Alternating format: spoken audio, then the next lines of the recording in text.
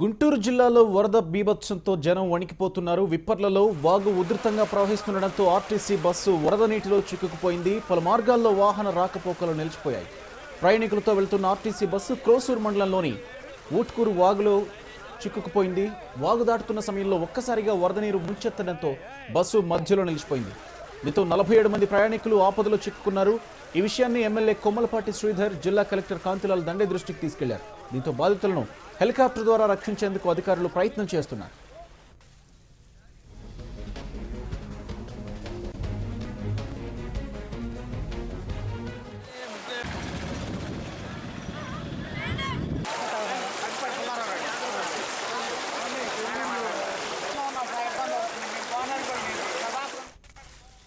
గుంటూరులో వాగులో చిక్కుకున్న బస్సును కాపాడేందుకు అధికారులు ప్రయత్నిస్తున్న తీరుపై మరిన్ని వివరాలు మా ప్రతినిధి నరసింహారావు అందిస్తారు. నరసింహారావు, చెప్పండి, ప్రస్తుతం అక్కడ పరిస్థితి ఏంటి? అధికారులు ఆల్రెడీ 2 హెలికాప్టర్ల ద్వారా రక్షించే ప్రయత్నం చేస్తున్నామంటున్నారు. ఆ ప్రయత్నాలు ఎంతవరకు వచ్చినాయి? ప్రస్తుతం ఎంతమంది ప్రయాణికులు బస్సులో చిక్కుకుని ఉన్నారు? గుంటూరు జిల్లా వ్యాప్తంగా కూడా భారీగా వర్షాలు కురుస్తున్నాయి నిన్న అర్ధరాత్రి నుంచి కూడా.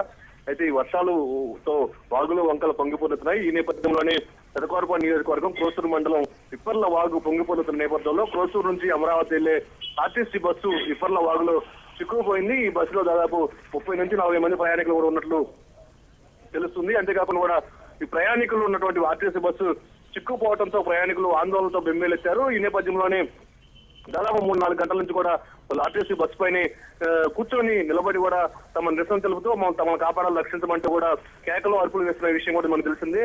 వీళ్ళని కాపాడేందుకు కూడా ఇప్పటికీ కంట్రోల్ రూమ్ కి సమాచారం అందించారు. ఒకవైపు అచ్చంపేట క్రోసూరు ఎస్ఐలు కూడా సంఘటనా స్థలానికి చేరుకొని వారిని రక్షించే ప్రయత్నాలు ముమ్మరం చేస్తున్నారు. ఇప్పటికే బస్సుకి ఒక తాడు కట్టి వాళ్ళు రక్షించేందుకు ప్రయత్నాలు చేస్తున్నట్టు తెలుస్తుంది. కొంతమందిని ఇప్పటికే బయటకు తీసుకొచ్చినట్టు కూడా తెలుస్తుంది. అయితే మొత్తంగా చూస్తే మాత్రం అంతేకాకుండా కూడా ఇక క్రోసూరు మండలం బయ్యవరం దగ్గర ఎద్దువాగు పొంగి పొర్లుతుంది. ఈ ఎద్దువాగులో ఉన్నటువంటి రైతులు 7 చిక్కుపోయినట్టు తెలుస్తుంది. ఇందులో 2 రైతులు మృతి చెందినట్టు, ఒక 100 గొర్రెలు కూడా మృతి చెందినట్టు కూడా తెలుస్తుంది. మొత్తంగా మనం చూస్తే మాత్రం గుంటూరు జిల్లా నిన్న అర్ధరాత్రి నుంచి కురిసినటువంటి వర్షానికి అతలాకుతలం అవుతుంది. నర్సరావుపేట, సత్తనపల్లి, గురజాల, దాచేపల్లి పట్టణాలు కూడా పూర్తి జలమయంలో దిగ్బంధం అయిపోయినట్టు మనం చెప్పుకోవచ్చు.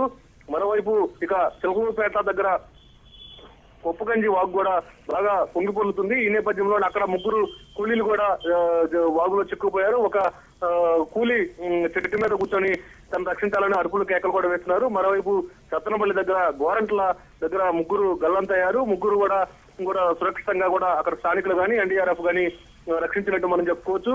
రైట్ నరసింహారావు, మీరు ఫోన్ లైన్ లో ఉన్న రైట్ గుంటూరు రిపోర్టర్ నరసింహారావుతో మనం మాట్లాడుతున్నాం. నరసింహారావు, చెప్పండి, ప్రస్తుతానికి ఎమ్మెల్యే శ్రీధర్ గారు మనతో మాట్లాడారు. బస్సులో చిక్కుకున్న వారిని కూడా సురక్షితంగా బయటకు తరలించామని, ఇంకా ఏ ప్రాంతాలు నీటి ఉధృతిలో ఉన్నాయి, ఎంతమంది అధికారులు ఎలాంటి చర్యలు చేపడుతున్నారు? గుంటూరు జిల్లా వ్యాప్తంగా కూడా నిన్న అర్ధరాత్రి నుంచి కూడా ఎడతెరపు లేకుండా వర్షాలు కురుస్తున్నాయి. ఈ నేపథ్యంలోనే చిలకూరుపేట, నర్సరావుపేట, గుంటూరు, సత్తనపల్లి ఇక నియోజకవర్గాల్లో కూడా భారీగా వరదలు కురవడంతో కూడా మొత్తం ఈ నియోజకవర్గాలన్నీ కూడా జలమయమయ్యాయి. అన్ని పట్టణాలు కూడా జల దిగ్బంధంలో చిక్కుపోయినట్టు మనం చెప్పుకోవచ్చు.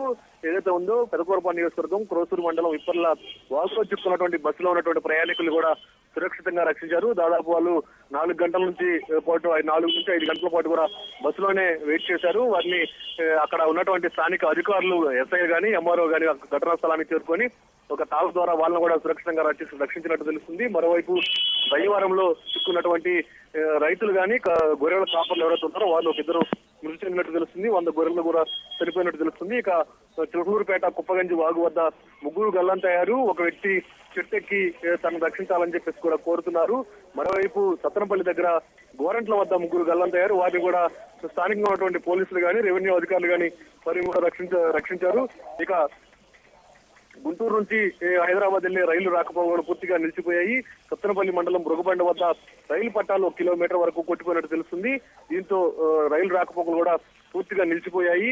ఏదైతే ఉందో పల్నాడు ఎక్స్ప్రెస్ హైదరాబాద్ వెళ్లాల్సినటువంటి బండి రెడ్డిగూడెం వద్ద నిలిచిపోయింది. మరోవైపు పలక్నామా బెల్లంకొండ వద్ద నిలిచిపోయింది.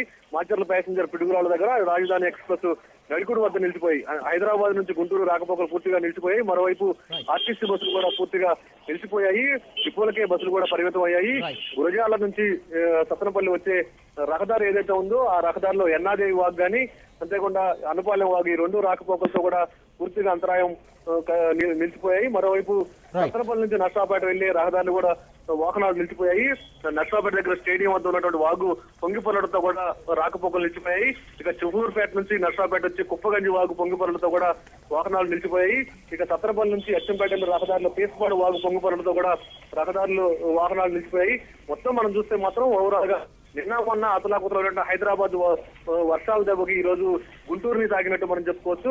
నిన్న అర్ధరాత్రి నుంచి గుంటూరులో విపరీతంగా వర్షాలు కురవడంతో మొత్తం గురజాల, మాచర్ల, సత్తనపల్లి, నర్సరావుపేట, చిహూరుపేట ఈ పట్టణాలన్నీ కూడా జల దిగ్బంధంలో ఉన్నట్టు మనం చెప్పుకోవచ్చు. రైట్ నరసింహారావు, మనం తాజాగా చూస్తా ఉన్నాం గుంటూరులో చెస్ట్ హాస్పిటల్ వరద దిగ్బంధంలో ఉన్నట్లు మనం చూస్తా ఉన్నాం. ప్రస్తుతం అక్కడ పరిస్థితి ఎలా ఉంది? మీకు ఏమైనా ఇన్పుట్స్ ఉన్నాయా దానికి సంబంధించి?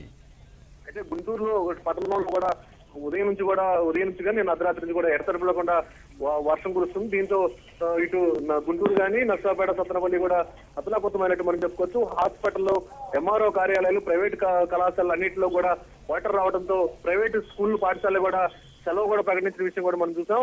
ఇక హాస్పిటల్స్ లో కూడా చూస్తే భారీగా వరద నీరు చేరుకుంది. వాగులు వంకలు పొంగిపొర్లుతున్నాయి. ఎప్పుడో వరకు 5-6 ఏళ్ల నుంచి చూడనటువంటి వర్షాలు పడ్డాయని చెప్పేసి కూడా ప్రజలు చెప్తున్నారు. ఇక లోతట్టు ప్రాంతాలన్నీ జలమయమయ్యాయి. లోతట్టు ప్రాంతాల్లో ఉన్నటువంటి వాసులు నిన్న రాత్రి నుంచి కూడా కంటి మీద కూరలేక వారి తినడానికి ఆహారం లేక కూడా తీవ్ర ఇబ్బందులు కూడా పడుతున్నారు. అధికారులు ప్రత్యామ్నాయంగా ప్రత్యేక ఏర్పాట్లు చేయాలని చెప్పేసి కూడా సురక్షిత ప్రాంతాలకు తరలించాలని చెప్పి కూడా వాళ్ళు కోరుతున్నారు. మొత్తంగా మనం చూస్తే మాత్రం గుంటూరు జిల్లాలో నిన్న రాత్రి నుంచి ఎడతెరిపి లేకుండా వర్షాలు కురవడంతో మొత్తం గుంటూరు జిల్లా మొత్తం జల దిగ్బంధంలో ఉన్నట్టు మనం చెప్పుకోవచ్చు. Right, thank you Narasimha Rao.